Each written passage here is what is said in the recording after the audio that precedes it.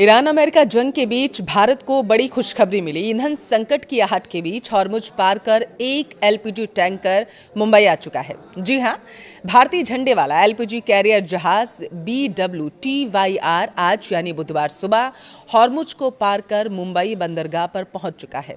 यह LPG career जहाज BWTYR उन दो एलपीजी कैरियर जहाजों में से एक है जो शुक्रवार को दुबई रास अल खैमा से रवाना हुए थे। दूसरा कैरियर BWELM है जो रास्ते में है और वह भी न्यू मैंगलोर बंदरगाह पहुंचने ही वाला है, ऐसी जानकारी है।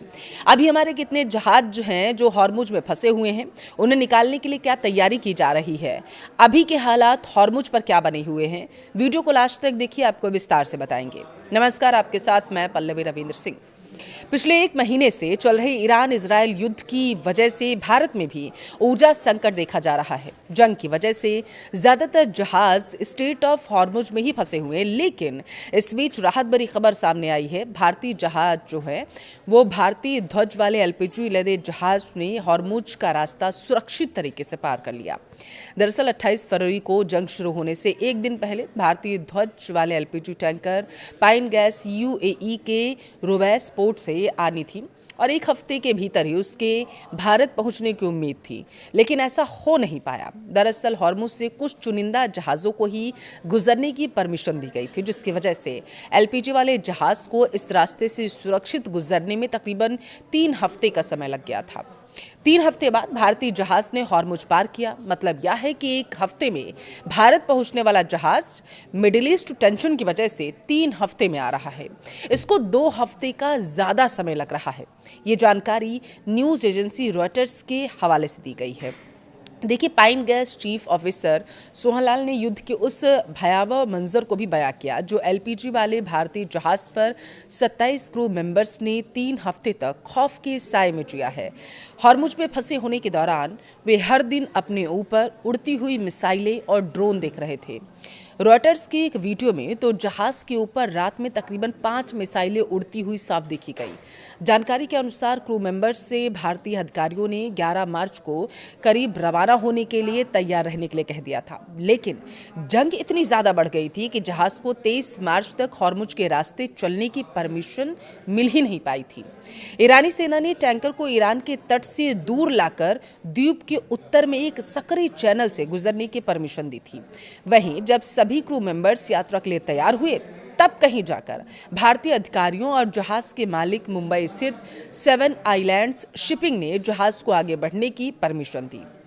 जानकारी के अनुसार भारतीय सेना ने जहाज के गुजरने के लिए हॉर्मुज के बजाय लारक मार्ग सुझाया, क्योंकि हॉर्मुज से होकर गुजरने वाला रास्ता बारूदी सुरंगों से भरा हुआ था। भारतीय नौसेना ने जहाज को पूरी सुरक्षा दी है। भारतीय जहाज जब इस रास्ते से होकर गुजर रहे थे तो उस दौरान भारतीय नौसेना ने ओमान की खाड़ी से अरब सागर तक तकरीबन 20 घंटे की यात्रा के दौरान उसको गाइड किया है और सिक्योरिटी भी प्रोवाइड कराई गई। हालांकि इस दौरान यात्रा के लिए कोई शुल्क नहीं चुकाया गया। भारतीय नौसेना ने भी इस बात की पुष्टि की है कि हॉर्मुज पार करते बाद उन्होंने भारतीय ध्वज वाले जहाज़ों को सुरक्षा दी थी। विदेश मंत्रालय ने बताया है कि भारतीय नौसेना सालों से ओमान की खाड़ी और अरब सागर में भारतीय और अन्य जहाज़ों के लिए समुद्री मार्गों की सुरक्षा सुनिश्चित करने के लिए वहां पर मौजूद है।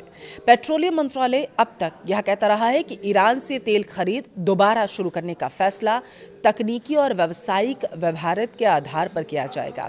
भारत ऐतिहासिक तौर पर ईरानी तेल का बड़ा खरीदार माना जाता है। एक समय भारत के कुल आयात में ईरान की हिस्सेदारी तकरीबन 11.5% रही थी। अमेरिका ने हाल ही में ईरानी तेल की समुद्र में मौजूद खेप की खरीद पर लगे प्रतिबंधों में 30 दिन की छूट दी थी, जो 19 अप्रैल को समाप्त हो जाएगी। यह कदम अमेरिका, इजरायल और ईरान के बीच जारी युद्ध के कारण बढ़ी कच्ची तेल की कीमतों को कंट्रोल करने के प्रयास के तहत उठाया गया। अनुमान यह है दरअसल कि समुद्र में मौजूद ईरानी तेल की कुल मात्रा तकरीबन 9.5 करोड़ बैरल है, जिसमें से लगभग 5.1 करोड़ बैरल भारत को बेचा जा सकता है, जबकि बाकी तेल चीन और दक्षिण पूर्व एशिया के खरीदारों के लिए ज्यादा उपयुक्त माना जा रहा है।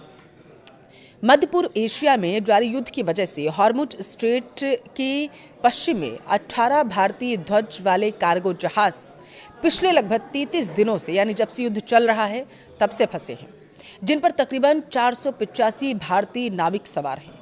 ये सभी कार्गो जहाज 28 फरवरी को युद्ध शुरू होने के बाद से ही स्ट्रेट ऑफ हॉर्मुज के पश्चिमी हिस्से में रुके हुए हैं। इनमें 3 बड़े एलपीजी टैंकर भी शामिल हैं, जिन पर लगभग 1.40 लाख मैट्रिक टन से ज्यादा एलपीजी स्टॉक लोड किया गया है। वहीं 18 भारतीय ध्वज वाले कार्गो जहाजों के अलावा भारत के लिए एलपीजी, क्रूड ऑयल और एलएनजी स्टॉक लेकर निकले विदेशी ध्वज वाले 10 कार्गो जहाज भी फंसे हुए हैं। देखिए, विदेशी ध्वज वाले 10 कार्गो जहाज में से 3 कार्गो जहाज पर एलपीजी लोड किया गया है, 4 कार्गो जहाज पर कच्चा तेल है, उनका स्टॉक है, जबकि 3 पर एलएनजी लोड किया गया है। इन सभी टैंकर्स को स्ट्रेट ऑफ हॉर्मुज से निकलने की राजनयिक कोशिशें लगातार जारी हैं। शिपिंग मंत्रालय के मुताबिक सरकार की प्राथमिकता भारतीय ध्वज वाले कार्गो जहाज़ों को वहां से पहले निकालने की है। पिछले एक हफ्ते में 4 भारतीय ध्वज वाले LPG tanker straight of Hormuz से निकाले जा चुके हैं। इनमें BWTYR है। एलपीजी टैंकर के मंगलवार रात मुंबई पोर्ट पहुंचने की खबर है, जबकि BWELM एलपीजी टैंकर जो है वो कल यानी कि गुरुवार को न्यू मैंगलोर पोर्ट पहुंच जाएगा। युद्ध शुरू होने के बाद से अब तक भारतीय ध्वज वाले कुल 6 एलपीजी टैंकर्स को वहां से निकाला जा चुका है।